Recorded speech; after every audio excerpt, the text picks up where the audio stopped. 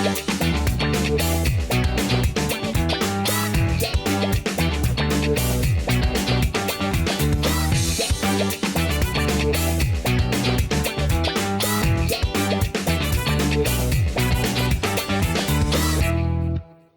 man, welcome back. Hey, buddy. How you doing? I'm good. If everybody, if you or anybody else notices the right side of my face being What's weird, that? it's because I just came back from the dentist. Oh yeah, there's a little bit of a numb looking, but it's Is barely it a little bit of a noticeable. little bit of a drop? Barely. Yeah. Barely. No, in fact, I don't even. Maybe I'm imagining things. That looks pretty good. Good for you. Take Thanks. care of That's those good. teeth, man. I come from a family. No matter how well I take care of my teeth, they just are. They just have problems. Oh really? Yeah, I floss. I don't drink any soda. I haven't for years. I brush my teeth. I water pick. I'm super careful, but I just always, it'll. My dentist just told me you just got the ugly stick when it came. Really? So Yeah, you've had a lot of work yeah. done to maintain them because they look good.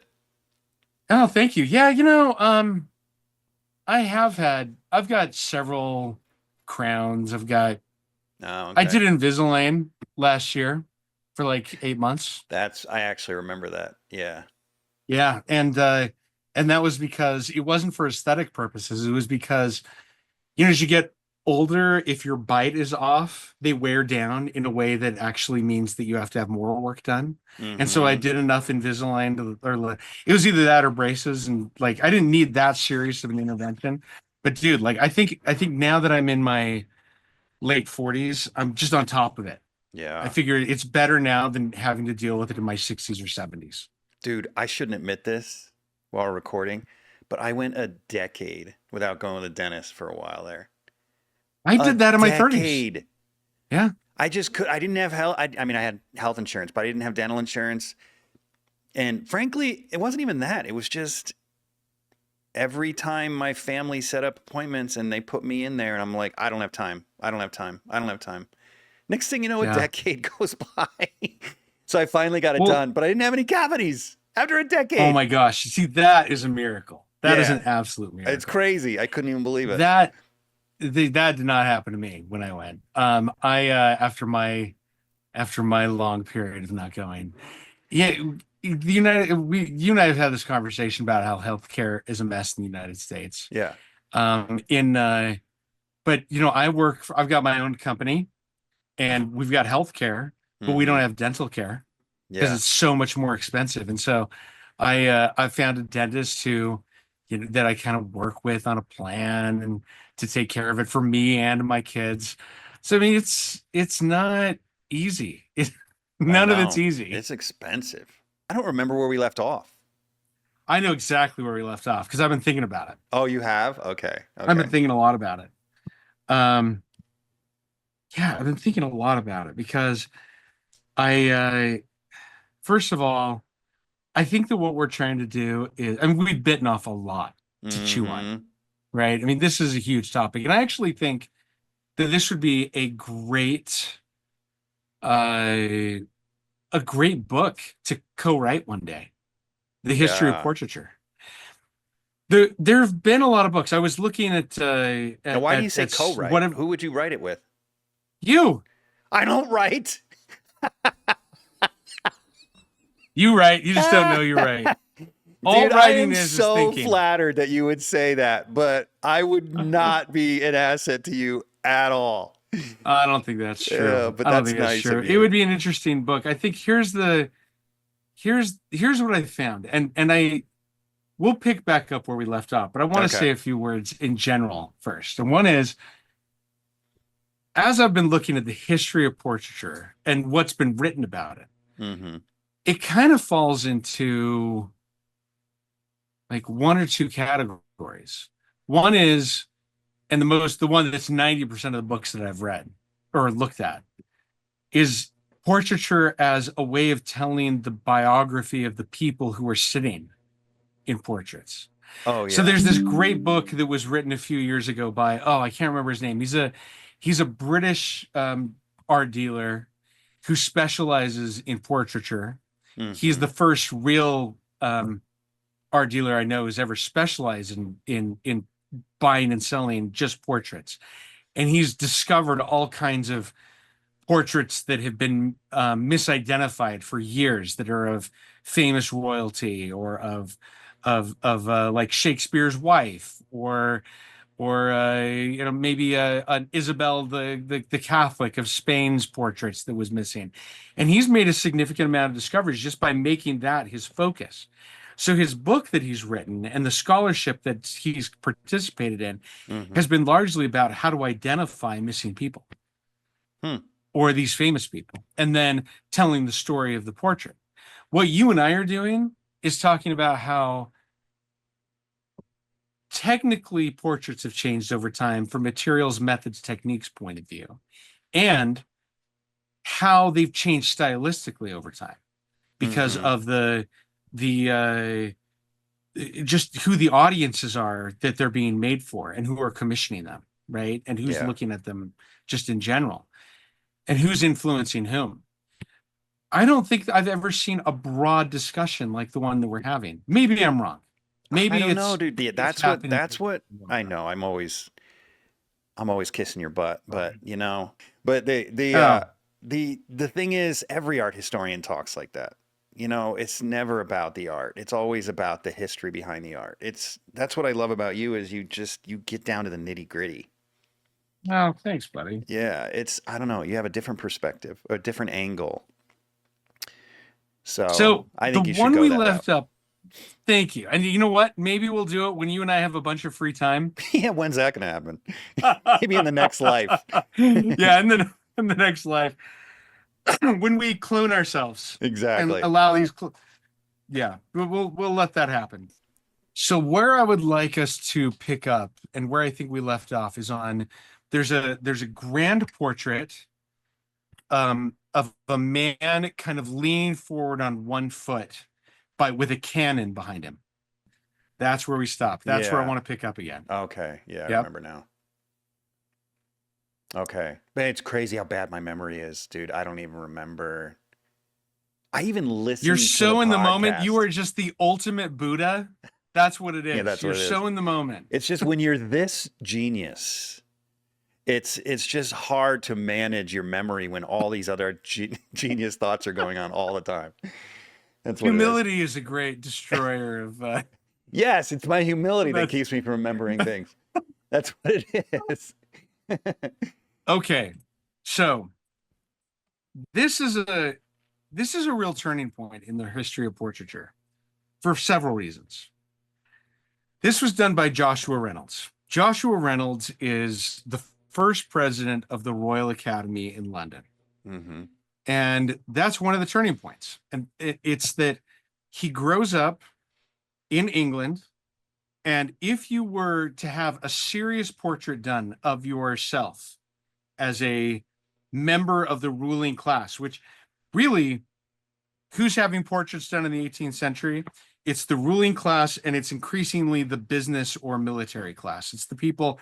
It's kind of broadened out from just rulers, which was a century before, and church leaders to now. There's more commerce going on. There's more of what we would call, or what the 19th century called, the bourgeoisie, the middle class, the upper Hmm. middle class is getting more and more money, and these people are not going to pay to go all the way to Italy to have their portrait done by a grand tour artist like Raphael Mengs or Pompeo Battoni, who we talked about before. If you wanted a grand tour portrait, large scale portrait done, you'd usually have to go to foreigners if you lived anywhere other than France or Italy, No because these kidding. skills are not broadly painting skills at this level are not broadly taught until the academies that form in the 18th century. So what you're seeing here is you're seeing the result of a new generation of painters in the UK. In the UK, who were the painters before this? Van Dyck had been brought in from abroad. He'd been educated by Rubens and the others. And you've got Lely and some of these others who had all been educated abroad. And so if you're going to a portraitist, you either have to go abroad or you have to get imported painters if you're the king to paint for you.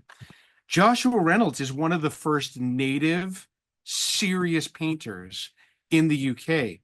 He trains first in the UK, then he goes to Italy for a few years, and he comes back and he becomes one of the founding members of the Royal Academy. And these Royal Academy artists are doing everything they can to emulate the Italian and classical Renaissance, Rembrandt even, artists that are considered the highest quality of taste in the 18th century.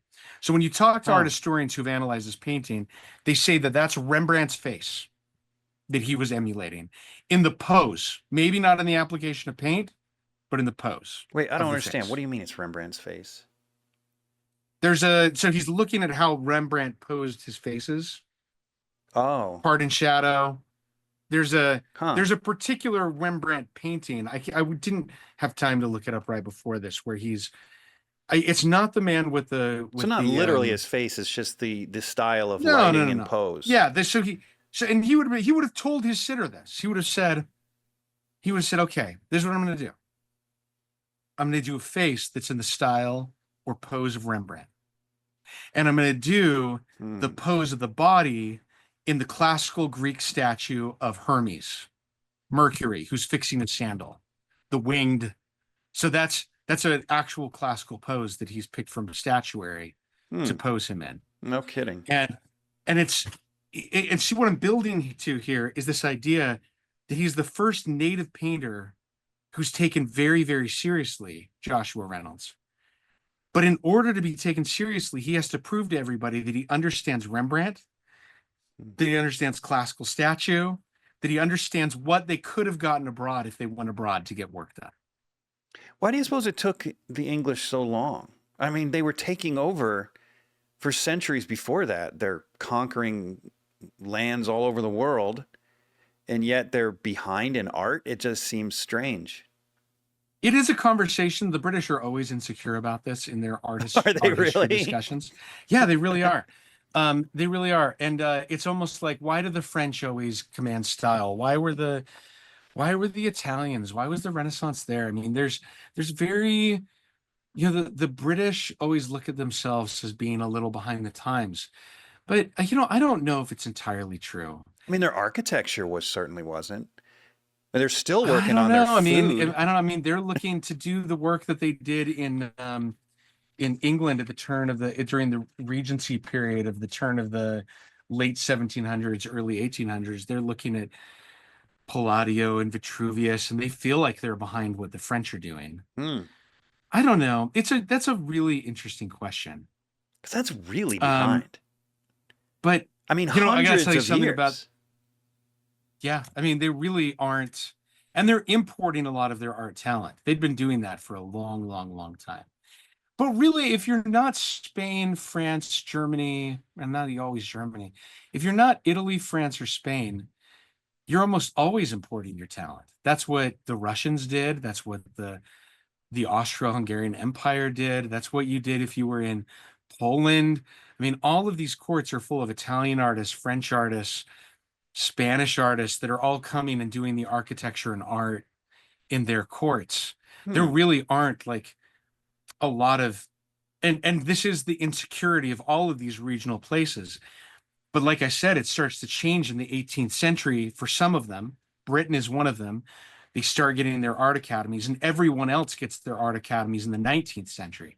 So Britain is at least ahead of places like Prague or Budapest or maybe St. Petersburg when it comes to having artists that absorb these classical traditions regionally and start creating large-scale works, especially in portraiture. This would have been seen as, instead of having to go to Rome and have your portrait done there and then have it sent to you in the post a year or two later, you can actually go to Joshua Reynolds' studio. And Joshua Reynolds had a big studio. He had a lot of assistants who worked with him. He would send out to have a couple things done to specialists. So drapery, he would send out to another artist. What? No. So these flags would be done by other artists. No, was that because it's very well documented. Was that because he was he would rather work on the hands and faces. Yeah, he felt like it was just like it was for a factory setting of doing these things. His time was better spent Oh, well, on that doing makes more something else. sense. Okay, gotcha. And other people were specialists in it. He would occasionally have somebody like George Stubbs, who's one of the greatest horse painters, maybe the greatest horse painter of all time, Hmm. do horses or dogs if it needed to be done in a So is portrait. it But possible he he would didn't have, do these horses? oh yeah, yeah, it's very likely that George those were done by George Stubbs, Wow, not by such a him. different Yeah, he time. definitely, That's wild. yeah, definitely didn't do it. And you would go in to his studio and he would have he would kind of treat you like royalty. Sometimes there'd be a string quartet playing while you'd be doing it. He had high-end clientele. This is a kind of this. Let me read you what the National Gallery of London says about the sitter for this portrait. Hmm. Reynolds painted Banastre Tarleton at age 27 in action as the commandant of the British Legion Cavalry in the War of of American Independence. So they call it the War of American Independence. We call it the Revolutionary War. Mm-hmm. Um, Tarleton was famed for his reckless bravery and savagery, as well as for his vanity. He later became a member of Parliament for Liverpool and defended the slave trade on which his family's fortune had been founded. Really? Yeah. So Dang. he's 27 and he's very vain. And look at how nice those legs are. Look at how handsome he is. I That mean, pose. Could you he's a good imagine looking coming guy. And after a British soldier and he strikes a pose like that? I know, right? He really does Real look like the god intimidating. Hermes, right? Yeah. Yeah. Yeah. All Like, these American regulars that are coming out of the bushes and they see this beautiful he's pop like, like wearing makeup and you wouldn't touch this. and you know what? Oh no, I've got something technically to say about this. I totally forgot. Okay. Did you see the portrait that I sent to you via email? The painting? What? I thought, yeah. I Okay. posted it. So I It's here. sent It's you here. one. Okay. It's your okay, so pull it up. Okay. Okay. This is also by Joshua Reynolds. What? And here's the thing. Look at how messed up her drapery is and the background and the browns. So Joshua Reynolds becomes the director of the Royal Academy at a time when a pigment called bitumen is the most popular pigment to use. It is this very unctuous, rich, dark brown. Hmm. And they would use it not only as a brown on the upper layers, but they would use it on lower layers to add real depth of color of field to the backgrounds and to other things. Bitumen came from two sources mostly. The minor source was it was just taken off the Dead Sea. It's a kind of petroleum product that naturally occurs in very like salty areas. And Mm-hmm. so you could go get people would harvest it on the Dead Sea and it would be sent to artists, color men. They were kind of like pharmacists who would break it down. That was the second most popular source of it. The first most popular source, you're not going to believe this, was mummies. You can't be serious. No, so mummies were found by the tens of thousands as Egypt was being dug up in the mid 1700s up until the mid 19th century. And they realized it was a very good brown pigment. And because of the embalming process, which included bitumen, an oil that was injected into the human body, over time, that bitumen would meld with the human body, and then they would they would find the body, and they would find all these mummies. They would send it, and it wasn't just, I mean, it was called Mumia Brown, and it could also be used as like a folk treatment. They would, feed you mummy if you had a cold or a flu or Oh something like that. gosh, I don't think that's what the Egyptians had in mind. And literally, like, I'm not kidding. Like, if you wanted to show people that you were a supplier of paints in France and in England and in parts of Italy during the late 18th, early 19th century, there would be a mummy coffin or picture in your window to show that you were a carrier, that you had So you just artist grind these paints. people up, grind these Yeah, mummies so they up. would. Yeah, I mean, they would literally find Egyptian mummies by the thousands, the tens of thousands in Egypt, and then cart them off, boat them off, cart them whatever to the rest to Europe. And the problem with bitumen and the oil that was in it is that it looked great for 6 months to even as many as 2 years. But it had that oily and acidic nature to it, would eat up all of the pigments above and around it. And it would turn into this. Kind of serves them right. Grinding up people to paint with. Holy crap. I don't know. I mean, That's karma, Jeff, I man. mean, you've heard about how some people can be, you can be cremated and then your remains can be carbonized and pressed into a diamond and your family could wear it as a diamond. I mean, how Stop. many Is that a real people would, thing? yeah, that's a real thing. I mean, how many people would love to say, Jeff, my husband just died. I've got his ashes. I'd like you to grind that paint into your paints and paint a portrait of him. Actually, that's a good point. If you chose that, Right. yeah. Right. Dang, I mean, I want they to be a didn't think that diamond. Joshua I've never Reynolds heard of didn't. that. I want to be a diamond. Joshua, I mean, that's not that's not a crazy. You know what my favorite idea is? Okay, total tangent. This is not legal in most of the world at the moment, Okay. but it is in Italy and I think in Spain now.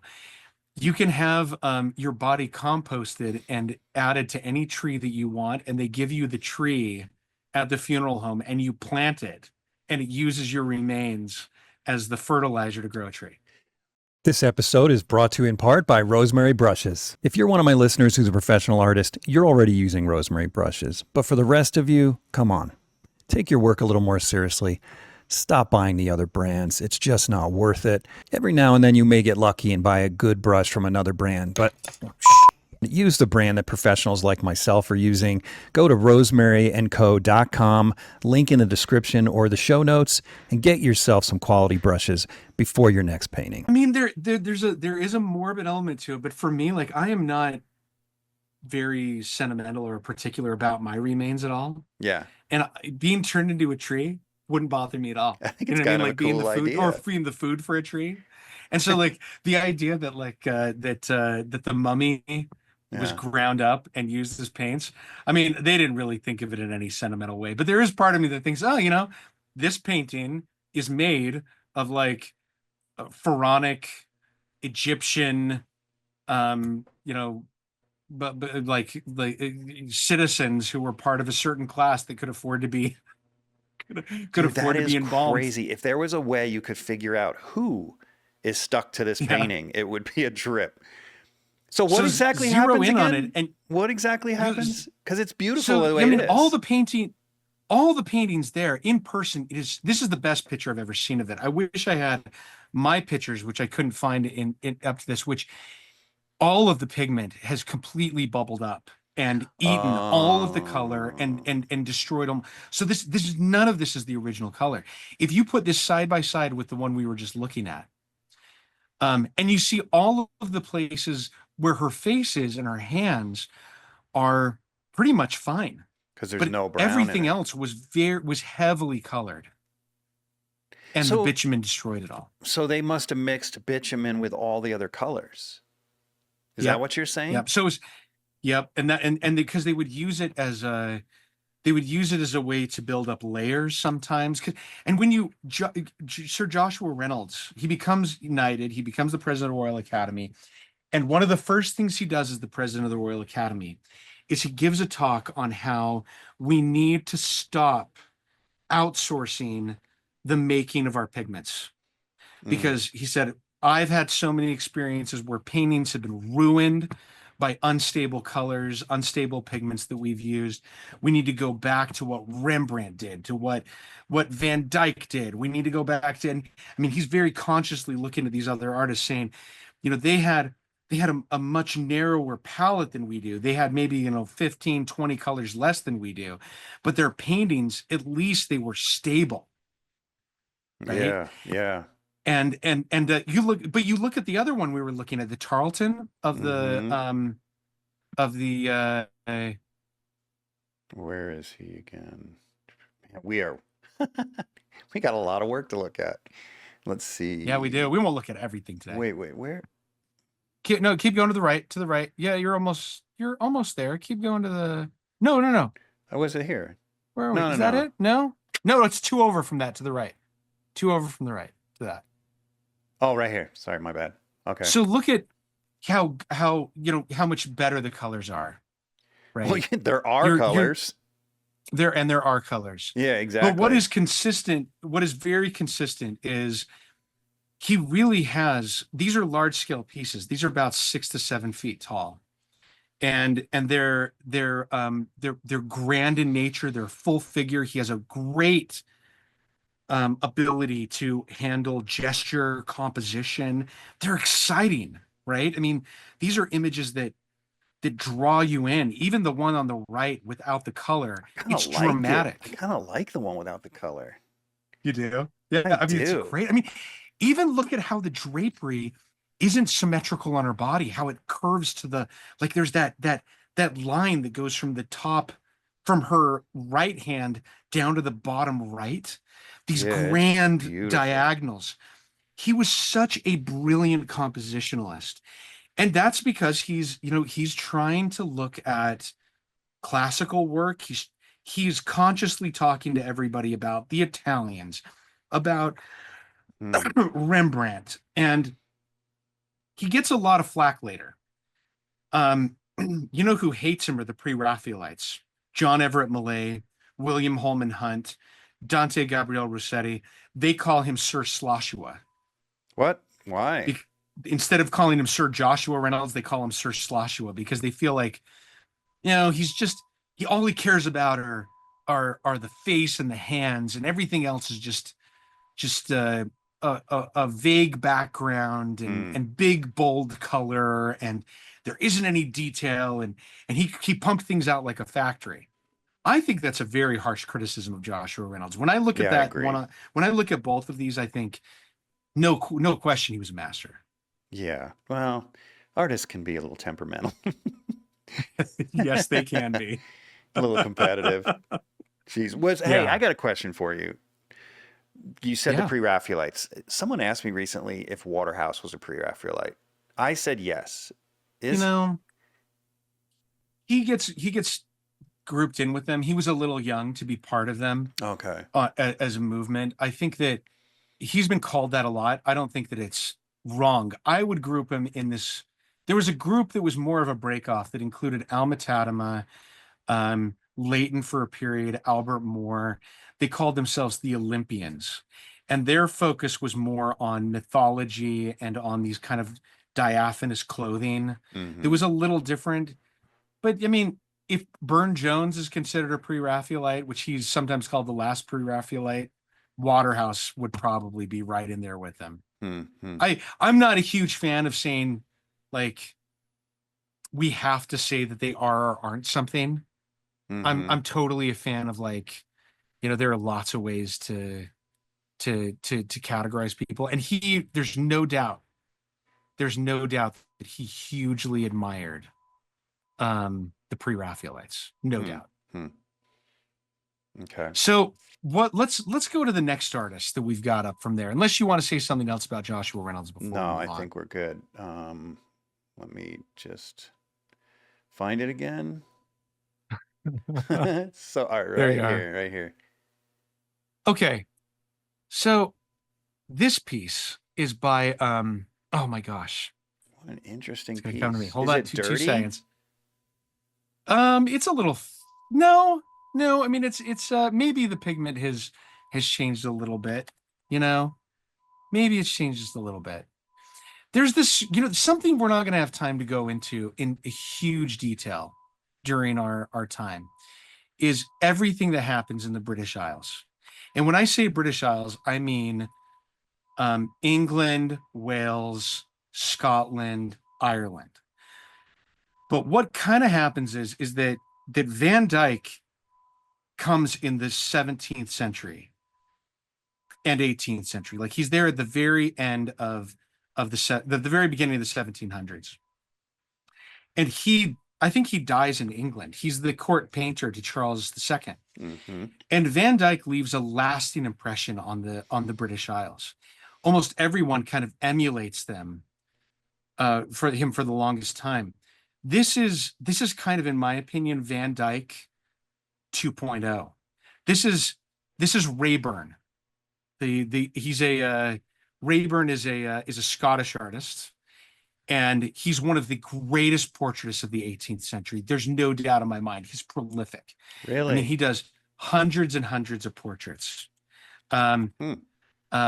and Rayburn, if you go to almost any country home, Henry Rayburn's work is in the center, and I see Why do you him say country as kind home? of a Well, was he not in the cities? oh, he was in London in the city, but I mean, if a country home, I mean in the sense like grand country estates. Oh, like If you go people's. to grand Yeah, I country gotcha. estates Gotcha. in England, you will see almost every grand country estates has a Rayburn. Rayburn was so in fashion. Hmm. And Rayburn, what he takes from Van Dyke is, I think, a lot of the palette and the painterliness. But I mean, you can see where Sargent gets some of his brushwork, Yeah, because this I can is see that. this is Yeah. 100 years before Sargent comes into his own, and it's 70 to 80 years after Van Dyke. Hmm. And it's, for me, Rayburn is just, he's everything he does. The next one I think is also a Rayburn, or no, it's a the next one is a pull this up, also English school. um Well, once the English decided to learn how to paint, they sure did a great job. oh yeah, I mean, they did a wonderful job. Is that Laverly? Yeah, you're asking me? I have no idea. Yeah, I don't know. John Never, Laverly. I've I never think seen that's that John one Laverly. before. No, it's not John Laverly. It's a So this so is. this is Sir Thomas Lawrence, who's also operating around the same time as Rayburn and Joshua and Joshua Reynolds. And Sir Thomas Lawrence, who we should do an entire show on Rayburn. We should do an entire show on Sir Thomas Lawrence. We should do a whole show on Joshua Reynolds. Each one of these portraitists was prolific and unbelievable in their work. And I could have picked tons of Sir Thomas Lawrence works. Some people will probably cry uncle for why I picked them. I'm glad you're putting these two side by side because they were working at the same time. And to me, what's happening in the English school is you've got this this awareness that they've been focusing on Van Dyke. Van Mhm. Dyke became kind of the god of portraiture at the end of the 17th, beginning of the 18th century.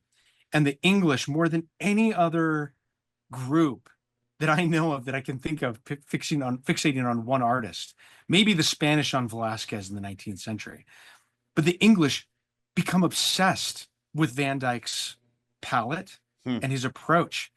And I mean, I don't know, when you and I have talked a lot about Van Dyke. Do you see Van Dyke in these artists? Yeah. I mean, I'd have to pull them up side by side to be honest with you. But Yeah. yeah, I could see it. I mean, similar color palette. As far as the brushwork, yeah, like I said, I'd have to pull them up side by side. I don't know. I think that first painting, that old guy that he did when he was a teenager. You know the one. What's the name of that painting? Do you Yeah, remember? Cornelius Van Geest. I don't think it looks like that. But I don't think Van No, it Dyke doesn't did look very like many that. paintings like that, frankly. No, I don't think he did either. Yeah. So I I'll don't know. tell It's you, hard to I'll say. tell you what else is changing. What else is changing is the kinds of portraits people want. The stuff that we were dealing with at the end of our last discussion, and even with Joshua Reynolds, are in this tradition we call grand tour portraiture. I know I've said that phrase a lot, and it's over the top, dramatic. It's a little bit pompous in its approach to things. The kind of portraiture that starts to come out in the 18th century that Rayburn and Sir Thomas Lawrence are working on is still, they're working with very wealthy people, but these people are being depicted in their ordinary lives. There's no longer the Colosseum behind them. There's no longer the pose of Greco-Roman sculpture. It's trying to capture them and their personalities as Yeah, real people. would this have been a parents commissioning their children? Is that what that? Yeah. Yeah. And, their color of their hair is the style of the time, even for young men. These are men in their teens, was to powder their hair, which is why their hair looks the way that it does. It looks kind of grayish, but they're clearly young men. Yeah, that's interesting. And they're shown in hunting clothes, albeit high-end hunting clothes, but they're not being shown in the background with as if they're traveling through Italy at this time. The nature of portraiture and how people want to be shown has changed dramatically over this time, which then makes me want to take you to. Can I just point something out real quick that may or may not be interesting to you? I don't know if English archers did things differently, but I like archery. I'm hardly an archer, but I like it and I do it. Mm-hmm. And the way we do it today is we hold our fingers to the corner of our mouth, not down at our chest.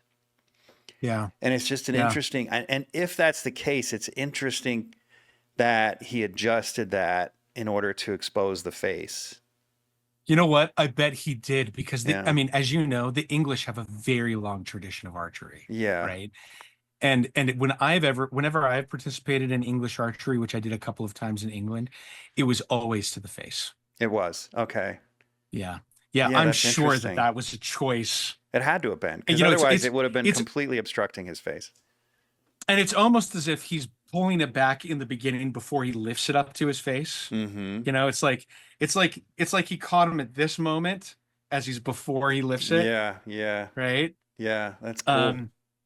But I love how perfectly horizontal it is. Yeah, it's a nice compositional element. As a work to have one darker and a little back, one lighter and a little forward. That's brilliant. To have the horizontals, the very strong verticals of the bow and the two figures, one looking at you, one in profile, and then the dark tree in the back and that very abstracted background. I mean, Rayburn was just a genius. It is brilliant. And then the strokes of it and the way that everything looks so three-dimensional. The lighting is such a hard light that's cast on everything, which is not natural. I mean, he's not natural. It's not naturally outside. He's not hunting birds or squirrels that way, or rabbits in that light. Well, no, actually, wait, Maybe it would be sunlight. But the problem is, I mean, they had no artificial light back then. So, I mean, there's only a couple ways you could do this with a really strong lamp, oil lamp or something, or sunlight. But what's interesting, let's say he's lit by the sun in the front. He's clearly not in a sunny day. So it's definitely a mix of environment and lighting, and a lot of artistic license going on here. Lot of artistic license, and none of it, and all of it forgivable. You don't care. You look at that artistic license and you're just like, man, who cares? It's I know. So good. It's such a good portrait. Okay, let's skip ahead just a little bit. Okay. Through these images. To Let's go right there. Not that one. Go one more. Go one more ahead. No, one more ahead. Sorry. Can you tell me who those Even two are ahead. at least? Who is that? That is Laverly. Okay. I mean, that's Laverly. I think the next one's also Laverly. Okay. It says the third one, and that's 100 years after the ones we're talking about. We'll come Really? back to Laverly maybe another time, because I just don't think we're going to. So we're in the 1700s, 18th century. No, now we're in the end of the 1800s. Oh, This is the British at the end of the 1800s. They're still kind of continuing this tradition, but they're influenced a little bit. But let's go to. There's a man. God, they haven't changed in 100 years. There's a man that's. Let's see. Well, one more to your right. Can you guess who did this one? Okay, I know I shouldn't say this, but that is a really funky portrait. It is very funky, and I put it in deliberately. No, I have no idea who did that. You will the moment I tell you. Okay, who? That is Francisco de Goya. Are you serious? I'm totally serious. This is him at the height of his career as a portraitist. Goya, he's taught in the Royal Academies in Zaragoza. Then he works in the tapestry factory, and then he works his way up to become the head of a portrait painting at the Royal Academy in Madrid at a time when these very wealthy and powerful people want the most, what we would call today, unflattering portraits you can imagine. But they were really, they really cared about verisimilitude, about being true to life. And this was a friend of his who was an architect, not an architect. I think he was a lawyer, who had just had paralysis on one side of his face. So zoom in on his face because I've got two more images of Yeah, his he face. looks like you after the dentist. He does. He looks like that. I'm so glad I picked this. So, but I want to go in close to what Goya's technique was on the face. The next two images give you a very clear idea of how Goya painted, and because we see a lot of Goya, and he was kind of co-opted by modernism for psychological reasons. They pick a lot of Goya because of his dark paintings, but what they don't really talk about is Goya from a technical standpoint. Yeah. And I'm not saying that Goya was the greatest technical painter. I'm just saying he's not analyzed technically. Right? Yeah. He was clearly prized for getting a likeness of people that felt like you were looking at a real person. Really? And it is true. When you're looking at him, when you're looking at these figures in real life, the body and the background melts away. And they're almost cartoonish, the bodies. They are. In a way, right? But when you get to the faces do stick with you. They stick with you. I'm not going to compare it to Rembrandt technically. I'm being very careful here in the way I'm using my words because I know people don't think much of Goya on a technical level. Right. But something he did achieve you do feel like these people are looking back at you in the way that a Rembrandt almost is looking back at you. And that's what he was prized for. He wasn't prized for being the greatest technical artist of his day. He was prized for making people feel like they're looking at you.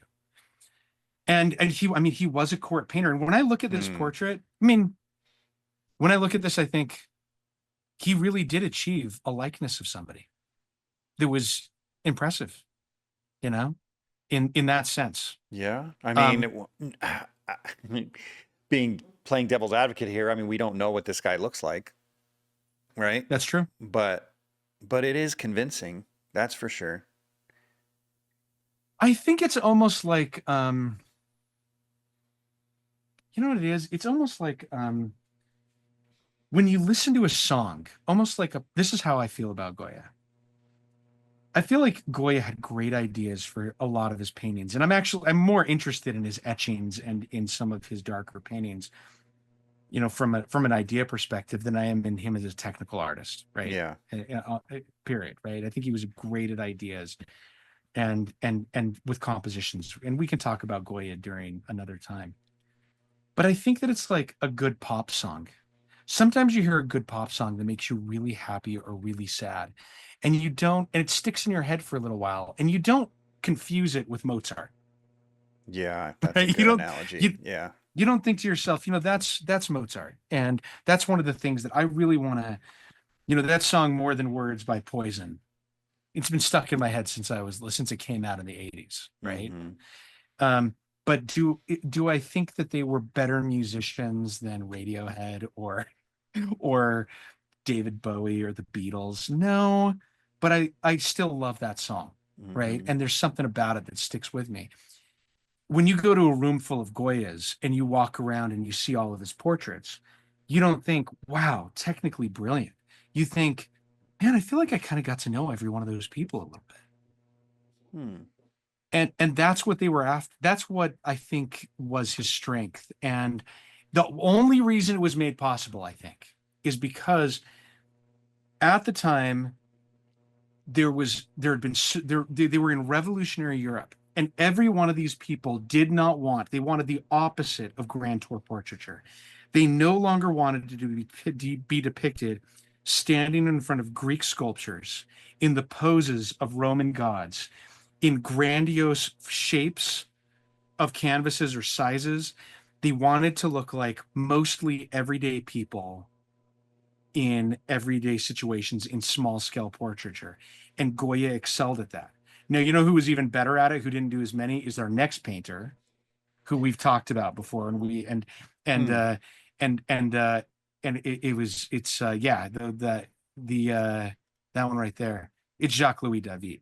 Do you know what? Before we move on from Goya, here's the thing. Yeah. The thought that comes to mind is I can't separate technical ability from capturing a likeness, from capturing a person, right? So when you say that Yeah. that he was not technically advanced and yet he was able to capture people, like, to me that seems almost contradictory. I mean, not that you have it wrong, but I don't understand what it is when I look at this and it's not as masterfully done as some of the others that we've seen, some of the other artists. To me, it's Yeah. I don't get it. I mean, if you don't have the Yeah. technical ability, then how are you capturing a person at that level? Yeah. I don't I don't know. You know, it's I mean, it's I'm open to the idea that it's possible, but I don't understand it because to me, it's all about technique. If your technique is sharp, you're going to hit it. For example, I've been in the Portrait Society for 13, 14 years. And yeah. we'll do the face off and it's always the same. There's a few there like Kwang Ho, for example, that just nail it every time. It's like they just hit it, and it's because of their technical ability that they're able to just nail it every single time they paint a model. So I wonder Yeah. what it is about him if this is true that he was able to capture the character of these people, how does he do it without the technique? So I've got an explanation potentially. Okay. And that's that, you and I live in very different times. And the 19th century, which we're getting into now, Yeah. was a very different time. Goya was from the old school. And what I mean by that is, before the 19th century, definitely no photography. 90% of portraits that were done of people were silhouette cutouts in black paper. They were Hmm. like silhouettes, right? And the ability to go to a school to learn how to paint Hmm. was beyond almost anybody, right? I mean, like the maybe people did watercolors who were wealthy at home and pastels and graphite and charcoal, Mm-hmm. but really maybe 1% of all portraits that were made by oil painters. Hmm. And for you to be an oil painter, I mean, just think of that in terms of filling the funnel full of oil painters. When we get to the 19th century, education and art becomes so much more accessible to the poor and to everyday people that you get people like Sorolla, who are poor orphans who can actually go to school. If Sorolla lived in Goya's time, not a chance in the world he could have gone to school. Never, ever, right? Because there were less than only 10 or 15% of the population was literate, let alone going to an art school. Mm-hmm. So you don't get a huge number. I mean, just imagine the pool of athletes that existed playing in the Olympics when it first started at the turn of the century versus now. Mm-hmm. And it's almost impossible to compare the level of athleticism today with all the people who train all their lives, all the people that get weeded out over time that eventually get on the track at the Olympic court versus those who got on the court at the turn of the century when the Olympics started in the early 1900s, right? Mm-hmm. And Mm-hmm. and so I mean, today if you put them side by side, the athletes today would absolutely blow them out of the water. Goya lived at a time when there was far less competition for becoming an oil painter than there is today. So he was impressed he was impressive to those people at that time because there wasn't a Now, lot to compare to. and that is a very uncharitable take on Goya, I'm just right? It's a restating what very I think uncharitable. you're saying, but maybe I'm It's wrong. true. I think, and you're accurate. You're absolutely accurate in what I'm Yeah. saying. That is a good summary. I do think that the thing that we're missing here is that he was dealing with very sophisticated people who were around Ribera, Goya, Titians, Rubens, Van Dyks. The Spanish royal family had these things, and to them, Goya was a breath of fresh air because he was quirky. He was and I have never heard a great explanation of why him. Why him? I think that to me, it's a combination of they don't have a huge funnel of artists in the same way that they did before. Spain is going through a lot of change at this time, and there aren't as many artists around. There were some good artists, but there weren't huge standouts like there were a century or two earlier. I mean, Yeah. Can you imagine comparing Goya to 150 years earlier when Van Dyck, Rubens, and Velasquez are all kind of hanging out at the same time? I don't feel how I do feel you? like Goya, they wouldn't have taken Goya that seriously. I don't think they would have really known what to do with Goya at that point. And so to me, I think that Goya largely gets forgotten during the 19th century, even by the Spanish. The Spanish are a little embarrassed of him during the 19th century. And they come up, and I'm a specialist in Spanish art during the 19th century, and they kind of talk about how the word is Goya can't be taught. He only has imitators, and there are very few of them, which is a very polite way of saying we're not going to teach him. That's kind of what they say in schools. They say, Goya was unique. He has very few. We're not going to teach about him. We're not going to teach how to paint him either. I mean, they don't even talk. He was the head of one of the professors at the Royal Academy of Art at the turn of the century, and 30 years later, they completely ignore him. And if he's brought up by somebody, they'll say, "Oh yeah, he was unique. Let's move on." They don't even talk about it. Interesting. I didn't realize I was going to open up that can of worms. Yeah, that is interesting and stuff. we can have a longer discussion about Goya, but I think to me, where he fits into the history of portraiture and why I want to bring him up is, first of all, we're obsessed with Goya today in the art world. People love Goya, and they talk about him, and he's in every major museum.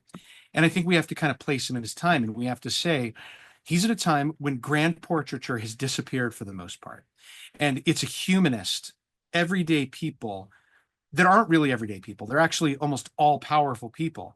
My favorite portrait he ever did is actually one that's two before it. Whoops.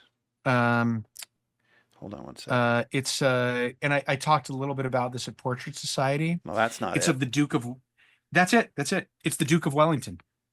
So the story is that that Goya is part of the royal court, and he paints the Duke of Alba, who's the most powerful administrator in the Spanish court.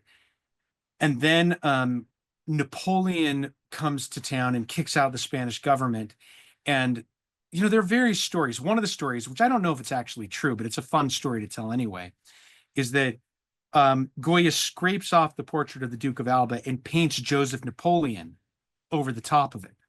And then a few years later, when the Duke of Wellington, who leads the English armies, kicks out Napoleon, he scrapes off now the portrait of or just paints right over Napoleon and does the Duke of Wellington instead. So there are 3 or 4 versions of the same portrait. I don't know if this is the one that was scraped, but the story is that he's got 3 portraits in one. He does Alba, Napoleon's brother, and then the Duke of Wellington over the top of it. But all of them are powerful people that are done in this Goya style, and they're all seen as oh, we got the Spanish painter to paint us. So this is Goya painting at his best portraiture, arguably. Who would have And been that's what his a best contemporary portraiture of looks Goya that would have been competition in the portrait market? Or was there anybody? No one really in Spain, other than So that's maybe why. Vicente Lopez. He's all they had. I mean, one person I'd like to say that we will talk about at some point, hopefully, is Vicente Lopez, who is Valencian, and in my opinion, he was a much superior technical artist, but he didn't have the personality Goya did. There was Dude, something it's about amazing that, yeah, there, I mean, I see it today. I always, and I believe this to a point, that a lot of artists, they're looking for a shortcut. Just get your work at a high Goya. Okay. level, right? But there are Yeah. exceptions where I see certain painters that are at 80% instead of 95% where they should be. And yet, because of their personality, the way they present themselves, their level of professionalism, somehow the elite sort of adopt them. And even though they're far from the best portrait painter out there, you know? So I'm going to send you, since we're on this topic, I'm going to Yeah. send you a portrait. I'm going to send you one that was done by Vicente Lopez, who was his co-court painter. I'm texting you the link to this image. You can't text it. You got to email it. Okay. I got to email it. Yeah. Can you email it? Damn you, Hein. Okay. Sorry, Here, I'll send dude. you the image then. I'll send you the image. Okay. Okay. So who is So this? this is a portrait of Goya by Vicente Lopez, who is his co-court painter. And Vicente Stop. Lopez, Goya he let this guy studies- paint him? so Vicente Lopez, they were very good friends. Really? They weren't necessarily rivals. Vicente Lopez was younger than Goya, and I think he even studied with him he studied portraiture under Goya. Why do we never hear about this And guy? we'll talk about him because he's kind of in the lineage of Sorolla. He's like the great grandfather painter of Sorolla. And Vicente Lopez was a formidable portraitist. Yeah, he's good. And he's never really remembered for anything outside of Spain, or really even outside of Valencia, except for this portrait of Goya. So this is that's Goya, what Goya looks like. when he's in his older age. Yeah. Wow. Yeah. And so when you say, is there competition? There is, but Vicente Lopez was, and the thing is, this is what you have to, dude, But this is Lopez what was you a have student, to, and Goya already was sort of the man. yeah. And this is what you have to, this is what you and I can't square in our conversation. Mm-hmm. Vicente Lopez worshipped and admired Goya, and he painted like this. What? So I'm so this confused. this is something that you and I may not be able to reconcile, because it's kind of the mysteries of personality and history of he considered Goya the great man of his time when it came to painting in Spain. And this painting was done as an homage from a student to his master. But when I look at it on a technical level, Vicente Lopez is an absolute master of his work. Dude, he wipes the floor with him if you just compare these two paintings. And I understand that's not fair. If you grab my worst painting and compared it to someone else's best painting, I would be sort of irritated with that. And I'm not saying this is his worst or his best. I don't know. But still, I mean, where is that Goya painting again? I got to put them side by side. Keep going to your left. Keep going to your left. You're almost there. It's right. It's at the very end almost. Oh, here it is. Yeah, dude, this is insanity. What? Come on. There's got to be some psychological component where Goya just wreaked confidence and people bought it. There's got to be. I don't know. I think that genius comes in all shapes and forms. And I think if we had lived during Goya's time, maybe there is something we don't understand. I don't know. I think you have to be open to the fact that I've seen so much Goya in person. And I got to tell you, like his ideas are so powerful. The 2nd of May, the 3rd of May, his black paintings, his etchings about the desastres de guerra, the disasters of war, his works on metaphors and ignorance. There's no question in my mind, Goya is an absolute genius.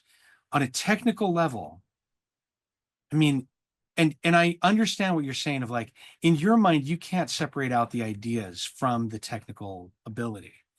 And I think that well, no, let me clarify that. When capturing a likeness, when because capturing a when likeness, capturing a yeah. likeness. So I would agree that if you're a multi-figure painter, a narrative painter, if you have great ideas and a great sense of composition, and the other artist is technical but has terrible ideas and terrible composition, that it is possible for the one who's less of a technical painter to surpass the technical painter because the technical painter is boring as all get out. Yeah. I get that. Yeah. But with simply capturing the likeness of a person, it's technique in my mind. Yeah. All the way. Well, and that is like, if you and I had to have our portraits painted side by side, yeah. This is the question. Would we have gone for the younger artist who was a better technical artist? Or in the fervor of love and all the royal court and all the people are paying for Goya and all of them love him and he's the most wanted person of the time, would we have hired Goya to do our wives or daughters' portraits or sons' portraits? Because Goya is exciting and there's something about him. That's what I was wondering. So you and I, because we know better, would have hired the other guy. But the average person would have gone for the popular one, and they would have been able to brag to their neighbors that they have a Goya in their house. Yeah. Yeah. That's my guess. I think you're probably onto something there. So let's go to the next artist. So we've got yeah, I know you have to declick these guys, right? Oh no, Yeah, you don't. good. You're We're good. good. Yeah. So go to the image just to the left of that. Okay. We've talked about him quite a bit, but Yeah, I do we need to have. say something about this. So Jacques-Louis David, he becomes the man in France and basically becomes the new trajectory for art of the entire 19th century. In not just my opinion, but a lot of people's opinion. Mm-hmm. He starts as kind of a classicist who's very rigid and does these idealized figures. Like, click this one and the one on the right. They were done nearly at the same time. And one are not real people on the right, and the one on the left is a real person. Right. And the one on the right is a portrait of Telemachus saying farewell. Beautiful, classically informed painting. Everything you want from an academic artist. One of the most beautiful paintings I've ever seen in my life. And the one on the left is his set of skills applied to a kind of naturalism. Mm-hmm. And this naturalism that and this skill set make it becomes he's one of the first artists who starts doing these natural poses of powerful people in France as France is becoming the center of art education in the world. And David's studio gets everyone who comes to it. The Spanish, the English, a few Americans, I think, end up going there. You've got the Germans. Everybody comes to David's studio. And they all learn that what happens economically in the 19th century is that previous to the 19th century, almost all money was made in agriculture. And how do you make money in agriculture? You have poor people working your land, right? Yeah. 90% of the 90 to 95% of the people are poor, and 5% of the people are rich because of agriculture. That changes at the end of the 18th, beginning of the 19th century, as industry becomes a thing, and trade, and it becomes more and more that there's a business class, and this business class wants their portraits done, and they're able to afford art for the first time. You have a greater group of people who are commissioning portraits, and art schools start opening up to more and more artists because a living can be made being a full-time portraitist. The 19th century is really the age of middle-class portraiture. So the skills on the right are the ones that made the living for artists before. It was being a grand history painter who painted for the wealthy and powerful these complicated, allegorical, mythological, historical scenes. But more and more, the money is going to being the painter on the left, the naturalist painter of everyday people. And Goya, Goya is kind of the last cough in Spain. David is the one who made the transition in France. He makes a lot of money. He is like the painter of Napoleon, right? And he's the but his education becomes the painter of what portraiture is supposed to look like at the beginning of the 19th century. His student is the next artist, who we haven't talked a lot about. We did talk a little bit about him at the portrait school. It's Ong. Yeah. The Ingres. I don't know. There are a lot of ways to pronounce it. Yeah. I just say Angre.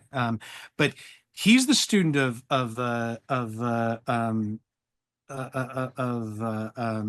David, David, yeah. and he becomes the head of the French Academy essentially, and he is the greatest. He's so obsessed with beauty and line, No one, and no one painted fabric like him. no one did.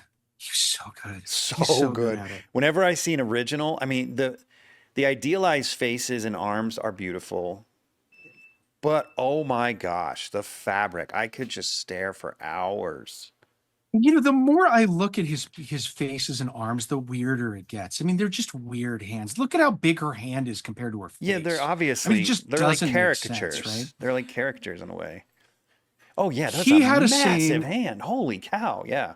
He had a saying that you that I've shared with you before, which is not a Apelles, which was he had this above his door, which a lot of artists did in the 18th and 19th centuries, which came from the Greek artist Apelles, that was not a day without drawing. And he used to say that it takes 20 years to learn how to draw and 3 days to learn how to paint. That was what Eng told everybody. Yeah. That the basis of everything in art is drawing. And he would make all of his students do this very strict academic process where everything would be drawn out and then it would be put on a grid, and then you would do a color study and then you would paint the final work. But you would, 2/3 of the work was in the drawing that led up to the color study, and then the color study was kind of like the last 10% of what are 1/3 of the time that was spent on it. You could totally tell he works that way because he's so his paintings just have this paint inside the lines quality. There was this let me tell you the absurd lengths to which he would go. Is he would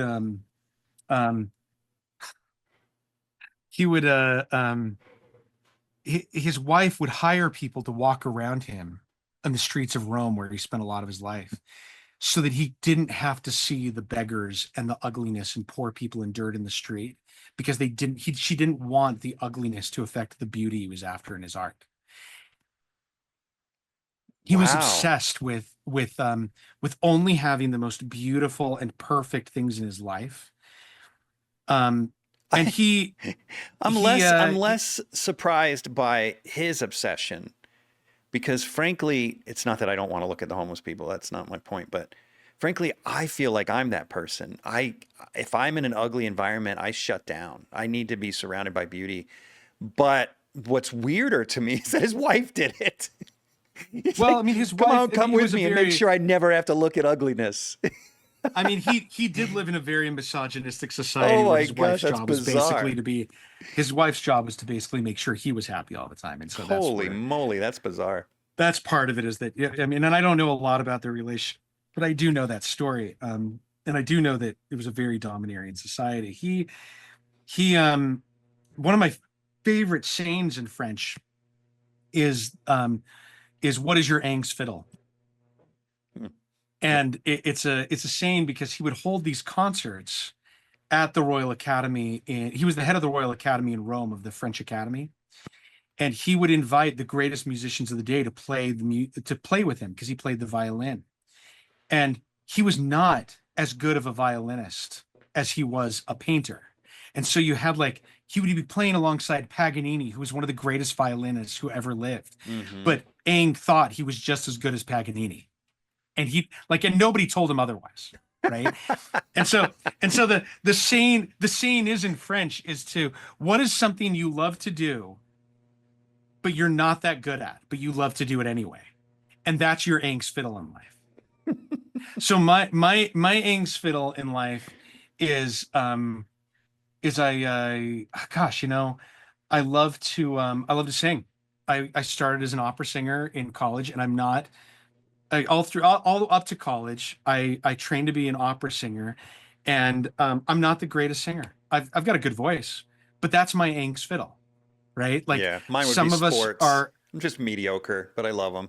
And I love it. And so Eng was a great painter. I want to go to show you how he affected the Spanish, because he taught Madrazo, Federico de Madrazo. Wait, so should I be moving on here? Yeah. Put them both together. Put this and the next one Okay. together. So the one on the right is Ang, and Oh, the one on the left weird. is his Spanish student, Federico de Madrazo, Wait, who's wait, painting a wait. different woman. It's a different woman, No, I know, not the same but woman. it's weird the similarities. At the same time, it's uncomfortably different. Yeah. Like this face feels. I mean, it's as though On could have painted the arms and the dress, but then the face, not a chance. This exaggeration of line and the emphasis on drawing, and Hmm. the exaggeration of the form of the body to make everything look porcelain, to make everything an exaggerated length, even the shoulders to look more rounded, and the face to look more rounded and cherubic, and to everything be symmetrical too. This is the 19th century's romanticism. This is the romantic period, we call it. Hmm. And they knew that this is not what they actually looked like. And these guys could do amazing drawing and brushwork. They could accurately do all kinds of things. Go to the next image, which is Eng loses all of his patronage because Napoleon falls and there's no money in France. And so Eng does what are called these 4-hour portraits of English tourists mostly. It's the only way he's able to keep the lights on. So they come and he would invite them for a 2-hour session in the morning. They'd have lunch together and then they'd have 2 more hours. And they would walk away with a drawing in charcoal, maybe with graphite charcoal and maybe a little bit of watercolor in it to heighten it sometimes. And Wow. Ang would say that you would that he would deliberately would schedule luncheon so he could capture their likeness while they were eating. And one of the fascinating questions I have about that is, well, if you're going to romanticize their face and make it symmetrical, what are you picking up on casually while they're eating? If you're exaggerating I mean, to me, it's like it's a very strange mix of ideas. I don't quite understand it. Oh, you don't. Okay. I'm probably gonna get some hate on this one, but I don't. I think it's BS. I mean, I can't tell you how many times this is what portrait artists do. Not all of them, obviously, but portrait artists go on and on and on about capturing the soul and the spirit and spending time with the sitters so that they can understand them. And I'm just like, no, just look at them. Just look at them. Yeah. It's everything is there. It's right there. It's called light and shade and proportion. Just look at them. But there's this artists like to make more. Not all, but a lot of portrait artists love to. I don't know. They love to glamorize what they do by making it seem like there's more to it than there is. And I would suspect that if that's what he said, that that's what he's doing, but I don't know. Yeah. Because that's nonsense. Well, I mean, you cannot deny his draftsmanship. No, He of is course. an unbelievable draftsman. You can see the Spanish steps behind him, which is where he was in Rome. And this is, I believe, in the Wallace collection. And the next artist, Winterhalter, absolutely worshipped Eng, and he took it to he took this romanticism to an extreme level Wow. that almost echoes the Grand Tour portraits we saw before. These are large scale, they're romantic. And dude, I mean, just look at her hand. Look at her right hand. Oh my gosh, it's one of the most beautiful moments. That is gorgeous. I mean, the level of skill that these artists had in the 19th century. Again, where was this artist from? He's German, but I think he trained in Austria and then in France. This woman looks Spanish or something. Well, she was one of these. She was a famous beauty in Europe. I think she's Russian. Really? And she models for a lot of his works. But I mean, could you ask for a more beautiful, idealized portrait? This is not naturalism in any way, right? No. You get the skills. You get Goya and David, who are doing these kind of naturalistic, high-level, drawn things. Well, not Goya, but David does, right? And then within 30 or 40 years, they've kind of gone back to the Grand Tour over-the-top portraits that were are very anti-revolution. I mean, it was revolutionary portraits that try to make powerful people look humble again. And now powerful people are trying to look grand again in these portraits. And the skill level of these artists, everywhere has art academies now in Europe. And a lot of people can paint well. Now the funnel is filled with talent. And they're doing work like this. Winterhalter does everybody. Queen Victoria, Isabel II of Spain. He's doing the Eugenie and Eugenie, the Empress in Napoleon III's wife in France. And you know what? Like, if I were somebody and I wanted my portrait done, I would have wanted Winterhalter to do my portrait. I would have wanted to look that awesome. Doesn't that look amazing? I've been doing Jeff's online mentorship program for about a year now, and it is awesome. Everything is online, super streamlined. If you can be there, I mean, you have the ability to talk to him once a week and he can review your work and help you. If you can't be there, it's pre-recorded. You can go back and even re-watch things if you missed something during class or couldn't be there. So the online portion of it is almost better than real life because you can always go back to it, which is awesome. The demos are recorded. It's just like all available whenever you need it. And I'm a stay-at-home mom of 4 and my time is limited and it's also very interrupted. And so to be able to go back has been clutch for me. And you get to work with Jeff HEIN, who's awesome. He's tough. The assignments are simple, but difficult, and they're difficult to make us all better. And he's able to give us these assignments, coach us through it, help us stay excited to progress. And so it's just been a great experience. I am so grateful that he has been willing to take time away from his own art to offer all of us to have it. So if you're thinking about doing it, it's amazing. To learn more about how you could have me as a personal mentor, check out the link to HEINatelier.com in the show notes or video description.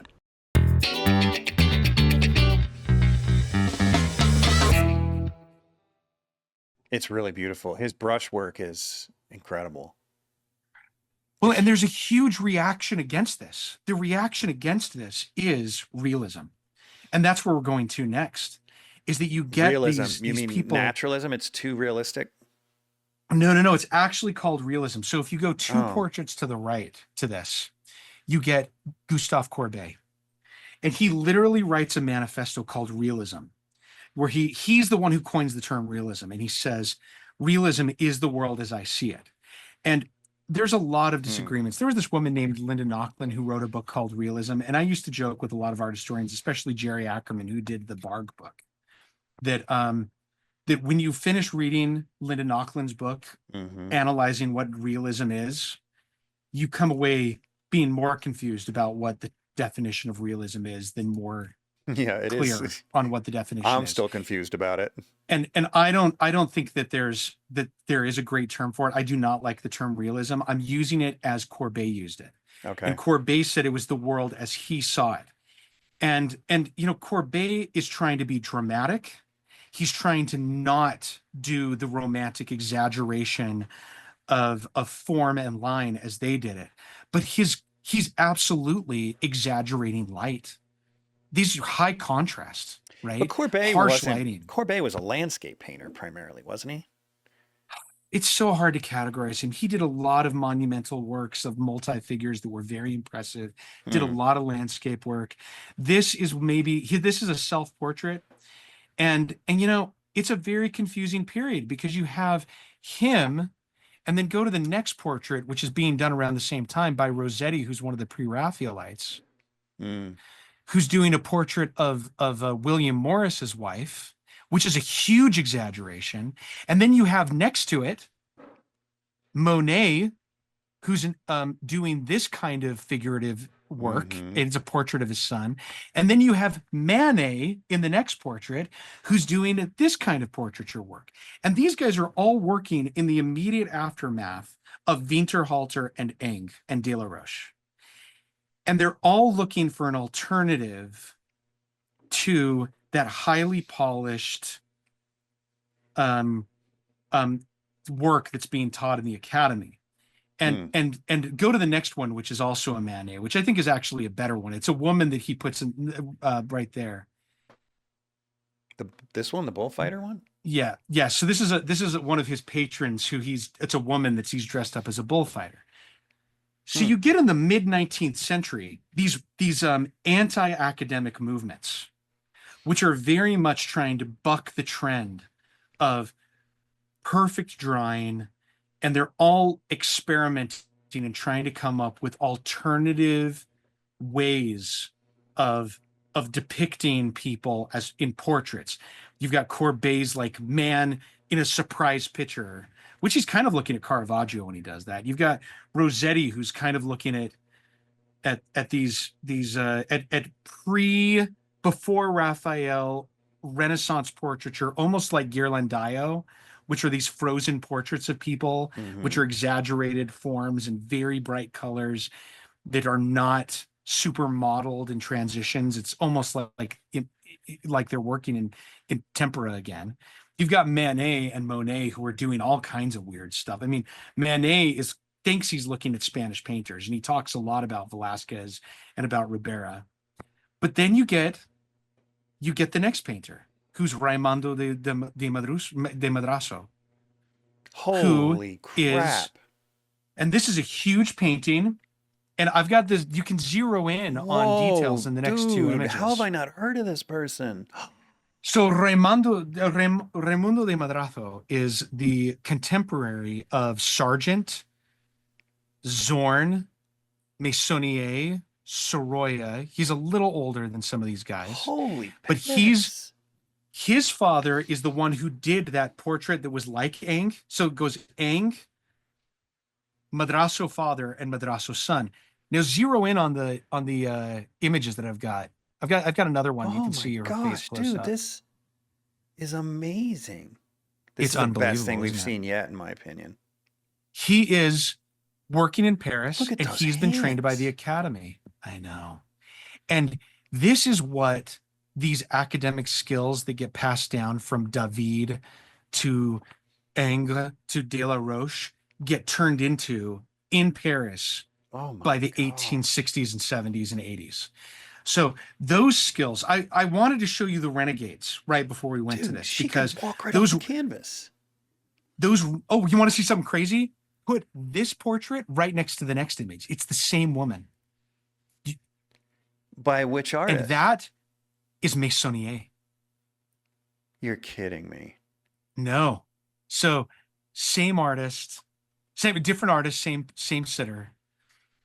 But this is an artist who's we love Meissonier. We've talked about Meissonier, but I don't think Is it his strength was in Is portraiture. this small? It is small. It is smallish. It's not huge. I mean, it's like, I think it's 25 by, it's like a 30 by 25 or 20 or something. That's a really small head. That's impressive. Well, what about But this the other one, it's like 7 feet tall. Oh my gosh, dude, I might have a new favorite artist. We'll talk about Raimundo de Madrazo if you want to. Yeah. Oh my gosh. And so Raimundo de Madrazo is really, you get, the 19th century starts to break up portraiture and technique. You get, and modernists get obsessed with the renegades. They get obsessed with Courbet, Monet, Manet, and the pre-Raphaelites.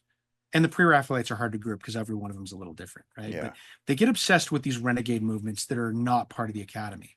What they've forgotten is what the Academy starts producing mid-century as it continues the techniques of David to Eng to De La Roche to these artists who are working in Paris like Madrazo.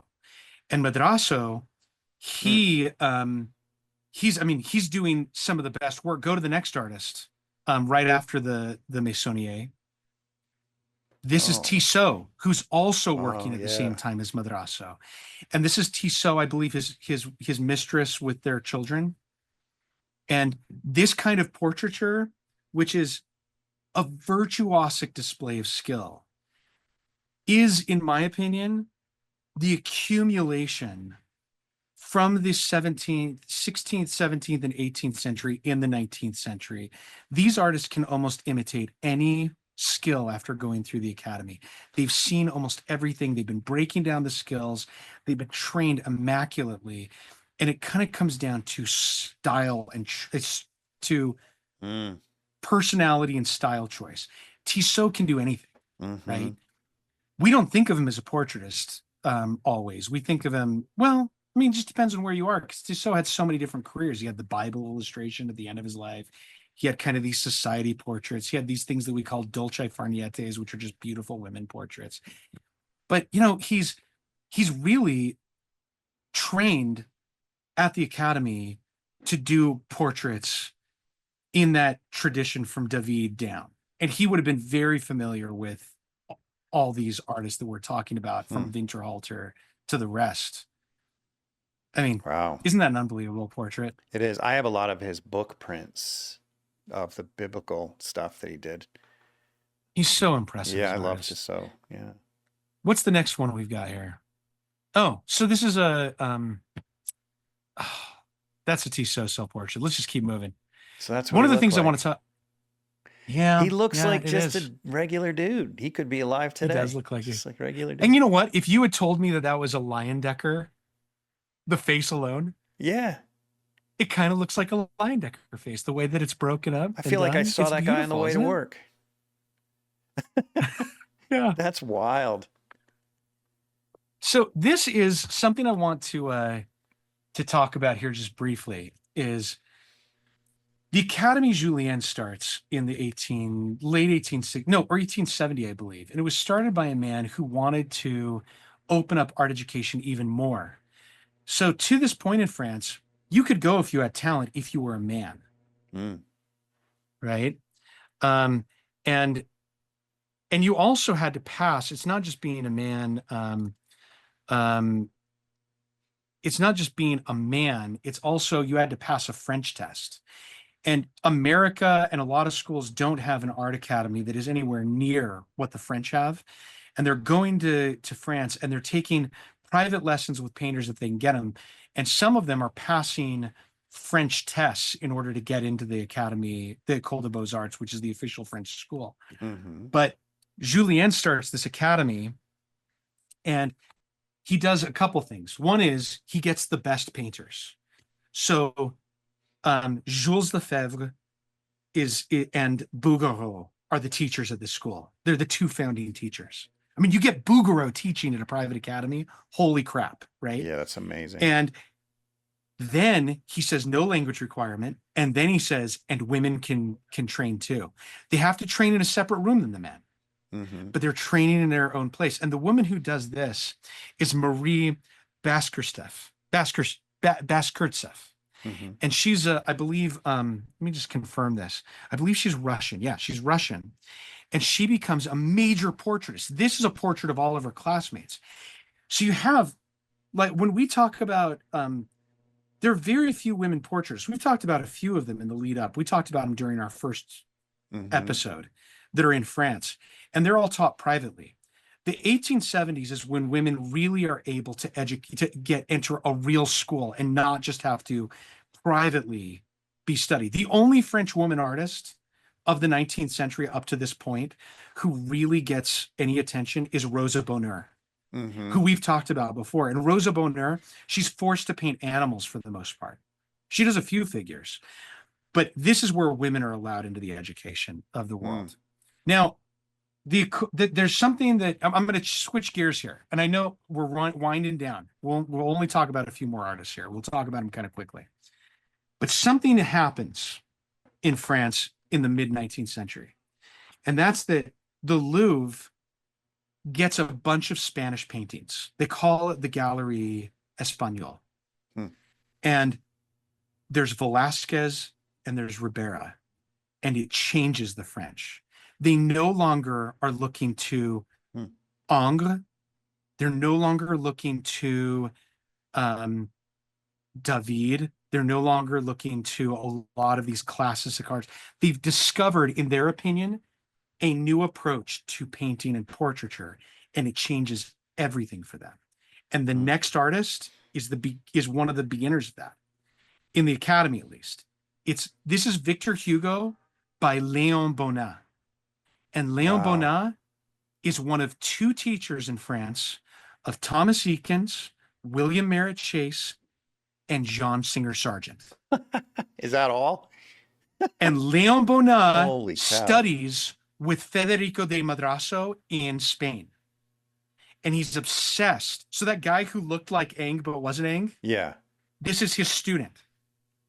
And whereas Madrazo, his teacher, is looking at the French, what Bonnat takes away from it is Velasquez with a restricted palette and loose brushwork. And his student and friend is the next artist too, is Sargent, but also Carolus Duran, who's the person that Sargent's painting here. And if you want to know what Carolus Duran painted like, so this is Sargent painting Carolus Duran, but the next painting is by Carolus Duran. That's what he painted like. And you can see how this is a rejection of Eng. Eng would never have laid down paint this way. He would have exaggerated the line and made everything one continuous line on the side of that face. He would have made it symmetrical. He would have it would have been, well, and it wouldn't have been painterly. He would have Robert brushed all of his brushes Right. out and made it a smooth porcelain surface. And Carolus Duran, Bonnat teach their students what they think is a Spanish method. And he says, we're going to start everybody with a 2-inch brush. 2 and inches? We're going to do, Seriously? And it's kind of an exaggeration, but that's what they talked about. And they would say, okay, we're going to do value painting, right? Eng wouldn't have done value painting. We're going to go directly on the canvas. We're not going to do a lot of drawing all the time. It's kind of like a rejection of Eng, and they think they're doing what the Spanish did, which, there's a little bit of truth to it, but in a way they're inventing a whole new kind of portraiture painting. And this creates the next generation of artists, which are the others. I put Tissot and the Madrazo and the others in the camp of continuing the De La Roche line. This is William Merritt Chase. This is what he does with what he's taught. The next one is, William Merritt Chase is so good. My son's so name, good. my son's first name is after William Merritt Chase. Is he? Yeah, Chase, yeah. One of the things that I want you to get from this, I want everybody who's listening to get from this, is that when we were looking at Courbet and Manet, they were looking for an alternative to the Academy without the skills of the Academy in some ways. They had some of it. I'm not trying to say that they weren't trained, but they were trying to fundamentally reorganize the entire system in the way that they were painting. This is a little different. Because William Merritt Chase is going through the Academy. Sargent's going through the Academy. They're actually studying in the Academy. They're learning all the anatomy. They're learning all the drawing skills. But when they go to paint the portraits, they set aside I'm going to grid this. I'm going to do every line and then do a color study. And they go directly into big brush strokes, big painting, restricted palette, texture right on the canvas. And so it's kind of academic painting with academic understanding of form and all that training that comes from the drawing, but rejecting the way that the academics applied paint. And you don't just get William Merritt Chase, you get the next two painters. You get this unbelievable portrait by John Singer Sargent during World War I. And you get Zorn, who's doing this kind of work. It's so unbelievable. This was the heyday. Yeah. And you're looking, they're all academically trained artists who you could argue that the French interpretation of Spanish art in the Spanish gallery and that looseness and that direct application of paint, which isn't, the French do their own interpretation of the Spanish. They don't really know how Velasquez and others are painting, but they're preaching it in their own way, turns into this. And it creates a whole new painterliness that never existed before. And it's some of the most Isn't exciting Zorn work. Scandinavian though? He is Scandinavian, but he's really a lot of Scandinavians studied with Bonnat and studied in the French Academy. What do I have as the next portrait? I can't remember what I have there. Oh yeah, this is another Zorn, which is an atypical Zorn, I think. Yeah, it's very Because colorful. but and it's also, look at how harsh that light is. Look at how strong that light is. Isn't that Wow. crazy? Yeah. Well, and then you got Sargent, who's the next portrait. This is one of his most famous paintings. Hmm. And put this side by side by Sorolla's painting, which he absolutely was looking at Sargent when he did it, of his own children. Wow. And the Spanish, what's crazy is that, you know, you could argue that the Spanish, like Sorolla this time, and we originally labeled this Raphael to Sorolla. The funny thing about this is that Sorolla goes to a school that sees Velasquez as a patron saint, but inherited all of the teachings of Eng and De La Roche through Madraso. And so they've got a French style education that's being taught to them. And he doesn't study with Bonnat. He doesn't study with Carlos Duran. But when he meets Sargent, because of their mutual love of Velasquez, they feel like they're painting in the same way. Even though Sargent has been in France and Sorolla hasn't been, because they've all been kind of worshiping. And you know, Sorolla is kind of looking at the French too. And dude, if you had shown me the next painting and said, did a Frenchman or did a Spaniard do this? I would have said it was a Frenchman, but this is Sorolla painting one of He's his so good. contemporaries. Even that hat is And- brilliant. That's so good. And that, oh my Just the shape it makes. And put this right next to the next painting, which is Sorolla's teacher, Pinasso, who's does very, and he studies in Italy, and he's obsessed with this group called the Macchioli that we're going to have to talk about at some point. And so Sorolla he's got the Spanish, the French, and he's got the Italians that he's looking at. He's got very competent teachers. And all of this, in my opinion, goes to the idea that now that you're in the last half of the 19th century in Europe, you've got so many opportunities for education. And even if you're an orphan like Sorolla, you can learn to paint like this at that time. And you make your living. He mostly made his living as a portraitist, not by selling other things. This is how artists, because now there's such a broad growth in the middle and upper middle class that there's a huge demand. It goes from 90% of portraits in the world are cutouts to now like maybe 30 to 40%, to maybe half of portraits in the world are photographs, maybe 50, 60%, maybe 70%. But everyday people can afford to go to a decent portraitist. They're not all going to be good as Sargent, Zorn, and Pinasso, who's in this portrait.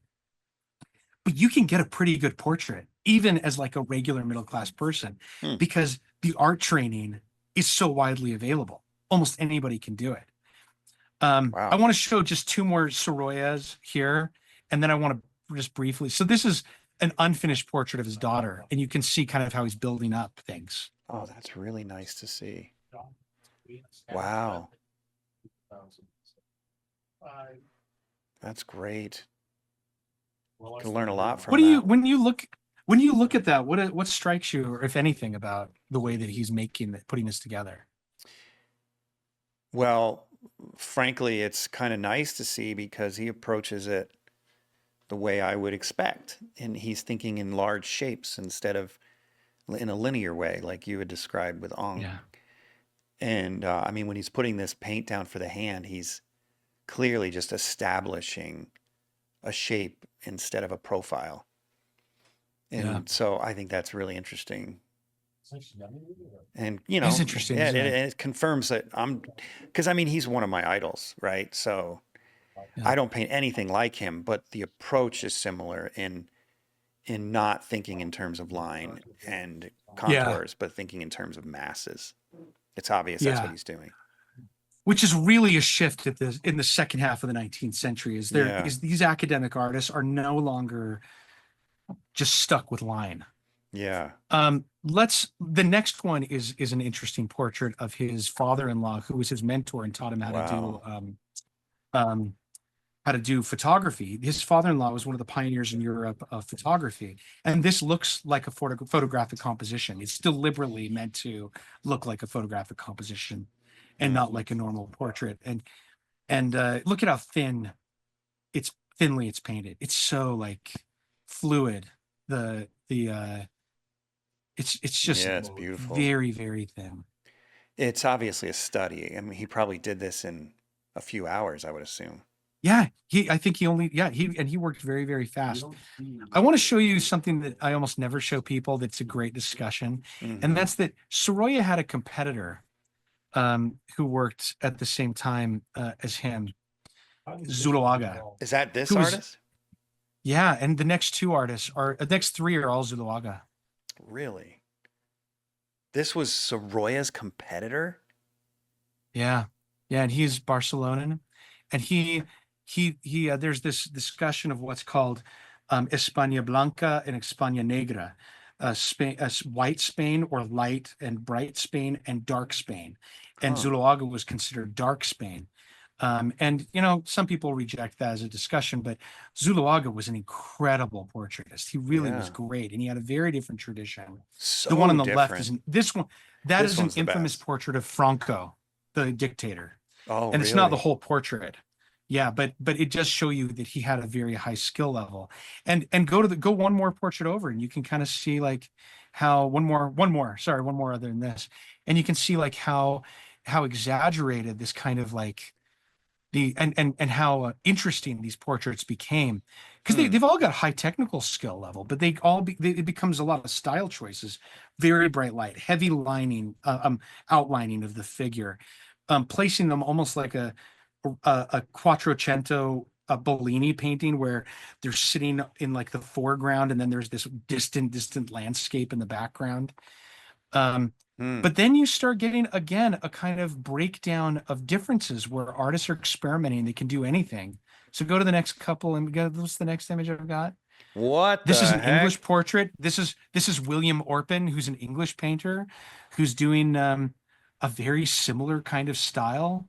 He's taking this kind of Van Dyke, Laverly, a lot of these. I mean, he's kind of interpreting it through the English lens. And then you get the next one, who you're This is familiar kind of with, brilliant that he nailed this. Well, it appears he nailed the it's likeness, but brilliant. it's such an odd expression. Well, and this Huh. is what portrait becomes. It's almost like they got tired of being so perfect. And we've talked about Boldini before. Yeah. Boldini was a competitor with Sorolla, Sargent, and Zorn. And he's doing, I mean, look at how far down her breasts are. It's like This he's stuff going is back to so Eng. bizarre to me. It's bizarre and like exciting and almost like Goya and Eng in its relationship to reality, of like it's an absolute exaggeration. And then Huh. you and I have talked about the next artist, but the next artist, and we'll just zoom through these just to see what happens to portraiture at the turn of the century. This is early Reiselberg. Yeah. We talked about him. The next one's late Reiselberg, where he's doing Yeah, this I remember. pointillism. Yeah. Right? This is wild. And then the next portrait is Dame Laura Knight, who's a British painter, who's doing these incredible, very colorful portraits. When was he around? She was Oh, she it's was a painting woman. at the turn of the century. Yeah. Turn of the The 20th? next couple of artists. Yeah, turn of the 20th. Okay. Yeah, so she's painting at the same time Sargent and Sorolla are. Wow. Hers is very contemporary looking. Yeah. And then, oh my gosh, tip of my tongue. This becomes kind of like the teens and 20s, this kind of Art Deco period. No, that's pretty cool. That the British are doing. Go to the next one, which is it'll come to me. This isn't Laura Knight. This is James. Oh, hold on a second. James, Donna in yellow. James. We've got to talk about Those this are guy. beautiful hands. Um, It's a beautiful portrait. oh, come on. Don't be on tip of my tongue. Hold on a second. Here we are. This Yeah, is who? This is James Gunn. No. This is Dame Laura Knight. The next two Okay. are These are James James Gunn. Gunn? And the next one is one of my favorites. Whoa, this yellow I one is sick. could not Wait, find wait, a wait, higher wait, wait. resolution. These two are the same artist? I believe those are both James Gunn. Yeah. Yeah. Whoa. And I couldn't find a higher resolution of this. But this is like this guy's working between the world wars. And I mean this is the last image that I have. The other ones are the images we imported. Oh yeah. But Okay. so I mean, this is kind of like the last Wow. cough of the academy after Soroy and Sargent. And Sir Herbert James Gunn is his name. And he's painting, this is his wife. Hmm. And he is, you know, he's doing society portraits at the same time that Leyendecker and Rockwell are around, but he's in the English school, and he also kind of knew Zorn. He kind of knew Sargent. He knew Sargent, and it's he's the Hmm. last kind of fashionable portrait painter of his generation. And Hmm. when you look at where portrait painting went in what I know we just ran through it, but you go through all of these skills that all of these artists have, and then you think, okay, they kind of go through this period where they're exaggerating, and then we get back to this. The exaggeration is kind of gone, and the skill set is still there. You've got the drawing, you've got a little bit of that painterliness, you've got a little bit of the exaggeration of Eng, where it's the beauty of line again. It's almost like you can look at this portrait and you can see Eng, you can see Bonnat and Sargent, you can see a little bit of the Winterhalter love with fabric and bright color. We get to this time in the 19 teens and 20s and 30s and 40s when everything has been done and everything's possible, and the skills are no longer being taught. They're now pretty much Yeah, because gone, this artist is a right? contemporary Picasso. Yeah, he is. He is. So he must have And been really Dali, out of fashion. he's totally out of fashion. Yeah. Hmm. Except with maybe a certain out of fashion set. And so we've now gone. I mean, you could argue that from the first lecture we went from Ghirlandaio, who's working with tempera and doing beautiful work with that, but everything looks very statuesque, to Raphael, who's really got oil painting, to Titian, who introduces canvas and loose painting, and then you go to all of these great artists who are working in the Netherlands and Northern Europe, who are doing incredible work, from Holbein to Rembrandt to Van Dyck, and and then the French do these grand royal portraiture and style, and then in the 18th century you get this falling in love with grand tour portraiture, which then with the Revolution moves very quickly into doing humble portraits of wealthy people, and and at the same time the Academy model has moved from Italy and France to the rest of Europe slowly. And the English are one of the first ones to have their own independent school outside of that. And that's where you get Joshua Reynolds at the beginning of this lecture, who's able to imitate the grand style of the Italians and the classicists. And and and they get that style close to home rather than having to travel abroad. Mm-hmm. But then the skill set becomes even more democratized. And the skill set that everybody adopts is really that of David and Eng. Hmm. And everybody can come to school now and learn a systematized way to draw and to paint. And they're able to do it well.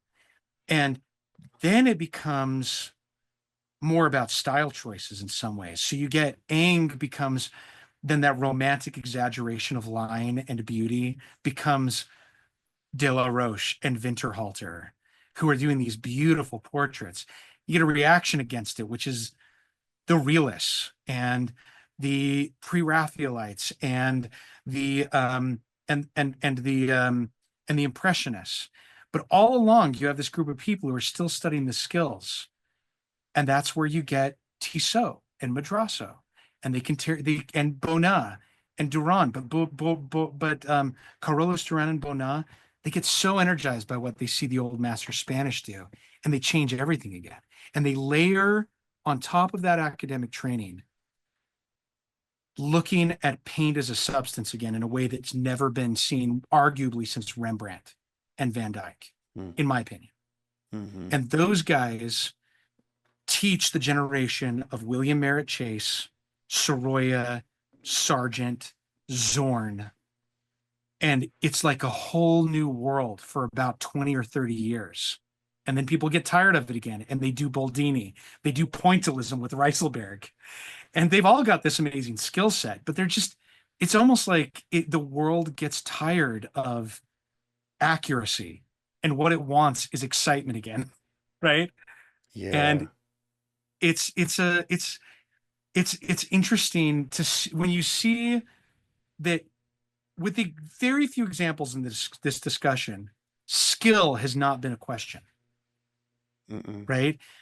It started with an increase of material access, what you could do with oils, what you could do with canvas, what you could do with brushwork. But some of it is just like the iterative building on skill sets that they see from other artists. And some of it's just style choices over time. You know what occurs to me after speaking to you with these last 2 episodes? I mean, I kind of knew this, but it really didn't occur to me in this way. In that this tradition of portrait painting and I'll use realism for lack of a better word, representational art. Representational art. That's my go. favorite, that better term. Okay. Yeah. So it was so unbelievably impressive through hundreds of years. And then just overnight gone through the 20th century. Just overnight. I mean, it's not like it slowly crawled up to the late 19th century. I mean, we had brilliant artists all the way back to the 16th century, 15th century, and then bam, in the 20th century, just gone. Whereas who is this last artist's name that's on the screen? Gunn.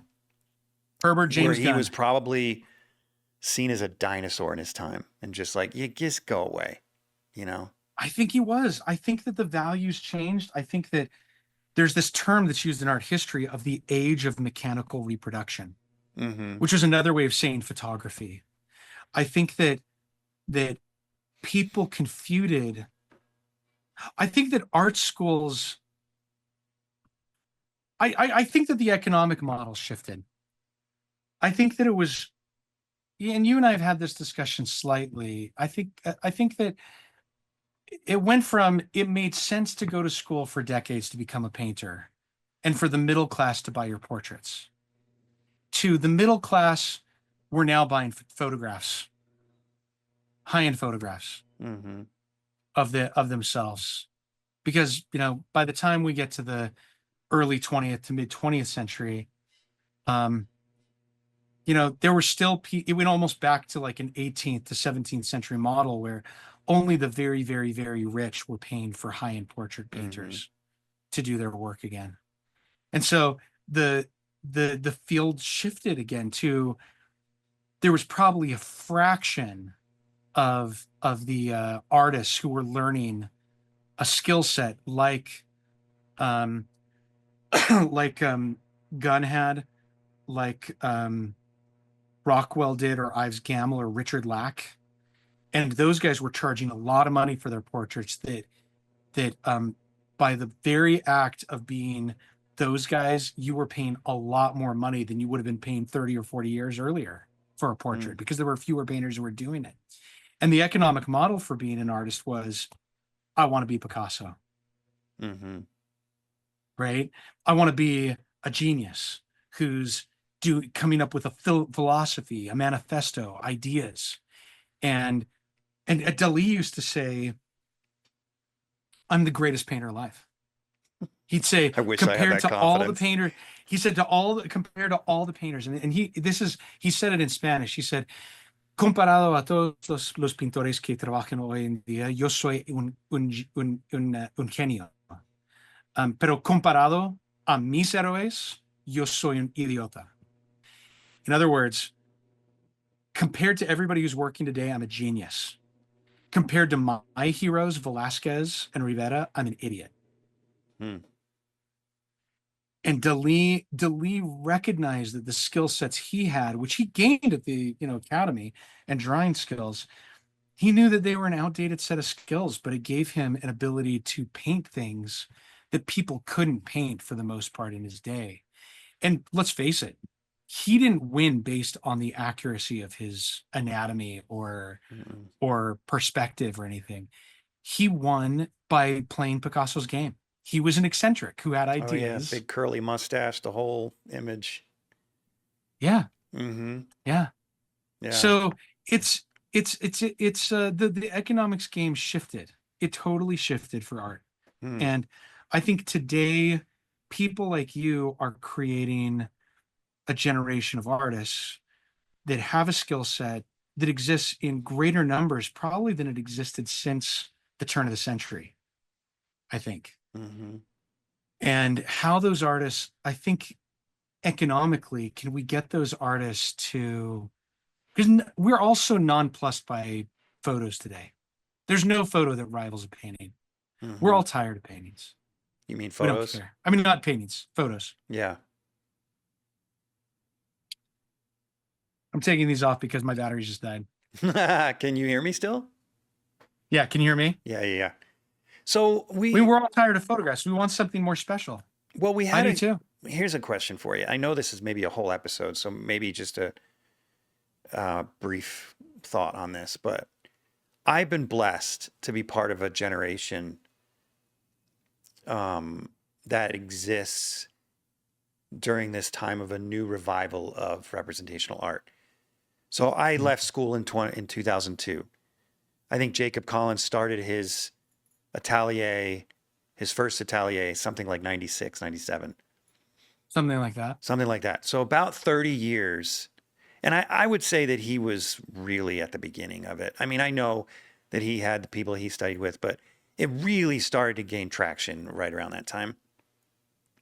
And then we've had a great 30 years.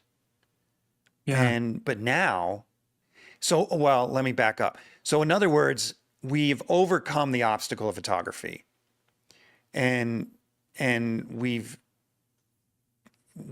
convinced society that there is value to painting, even though images can be achieved with the click of a button, right? So people are starting to appreciate representational art again.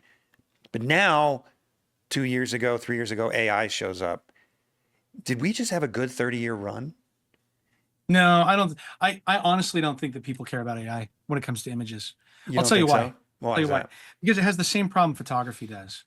Is that unless you've got a really fine photographer, I mean, if Richard Avedon or Annie Leibovitz did my wife's portrait in photography, which is almost the equivalent of having a fine painter do it, because they're like some of the greatest portraitists, right? Or Luc Bresson or somebody like that did a portrait.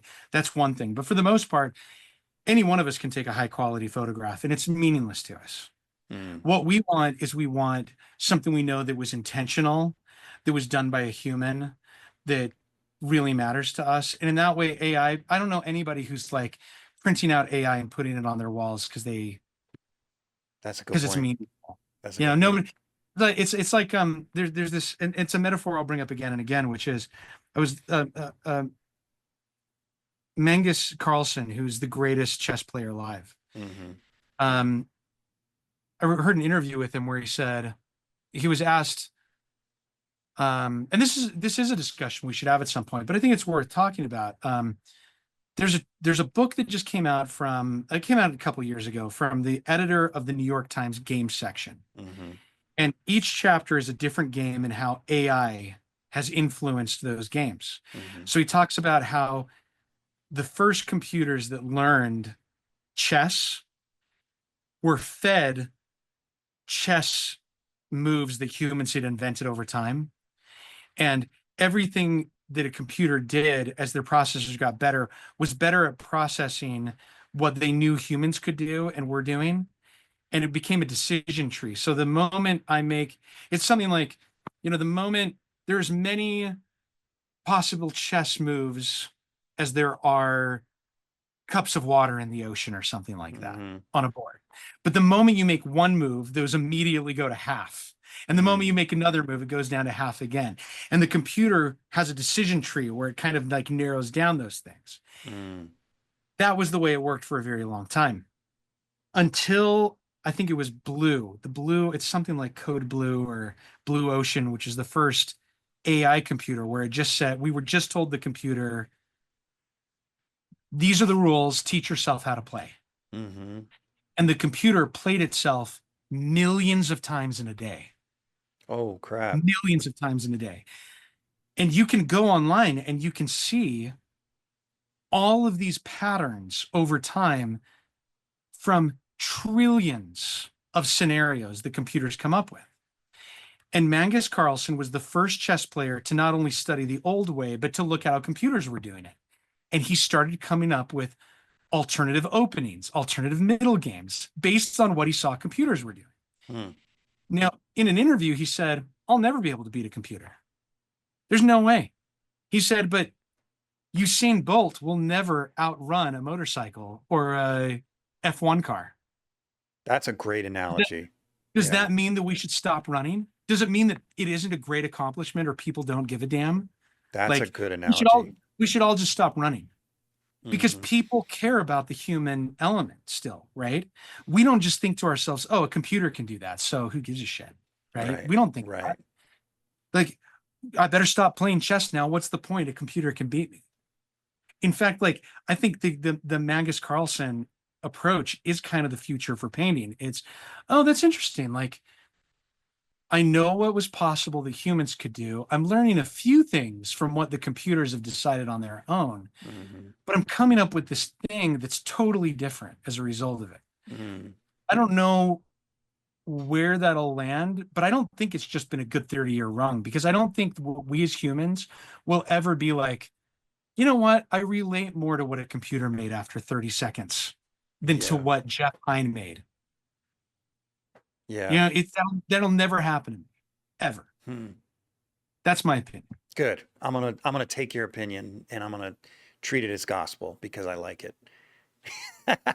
Micah was a minor prophet in the Hebrew Bible. You are the prophet of art history as far as I'm concerned.